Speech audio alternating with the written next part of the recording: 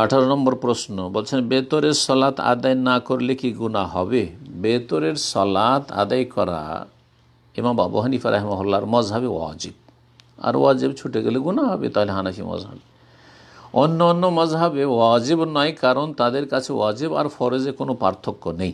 সুতরাং ওয়াজিব তারা বলেননি, কি বলেছেন? সুন্নাতে মুআক্কাদা। তবে এই সুন্নাতে মুআক্কাদা যতগুলি সুন্নাত রয়েছে সালাতের ক্ষেত্রে সবচাইতে গুরুত্বপূর্ণ সুন্নাত বেতরের সালাত।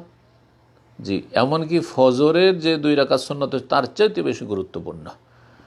রাসূলুল্লাহ সাল্লাল্লাহু আলাইহি ওয়াসাল্লাম সফরে এই দুটো সুন্নাতে মুআক্কাদা সালাত ছাড়েননি। ফজরের 2 রাকাত সালাত সুন্নাত আর বেতর কখনো সফরে ছাড়েননি রাসূলুল্লাহ সাল্লাল্লাহু আলাইহি ওয়াসাল্লাম। সুতরাং বেতর ছাড়লে গুনাহ হবে তো কাবিরা গুনাহ হবে, এসব বলতে পারবো না। তবে এটা অবশ্য বলতে পারবো, যেই ব্যক্তি বেতর ছেড়ে দেয় সেই ব্যক্তি ভালো মানুষ নয়।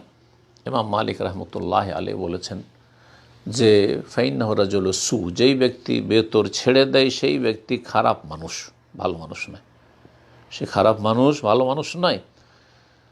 আর একবার নয় বারবার যদি ছাড়তে থাকে তাহলে তোরাদ্দ শাহাদাত, তার সাক্ষী কে রিজেক্ট করে দেওয়া হবে, সেই ব্যক্তি তাহলে ফাসেক হয়ে যাবে। ফাসেকেরই সাক্ষী নেওয়া যায় না, সাক্ষী নেওয়া যাবে না। তো আশা করি বুঝতে পারছেন যে আইম্মায়ে কেরামগণ এর গুরুত্ব দিয়েছেন এবং রাসূলুল্লাহ সাল্লাল্লাহু আলাইহি ওয়াসাল্লাম আমলেও বেতরের গুরুত্ব রয়েছে। সুতরাং বেতর ছাড়বে না, কমপক্ষে 1 রাকাত বেতর পড়ে নেবেন। অনেকে বলেন যে বেতর 3 রাকাত না, 1 রাকাতও বেতর হইতে পারে।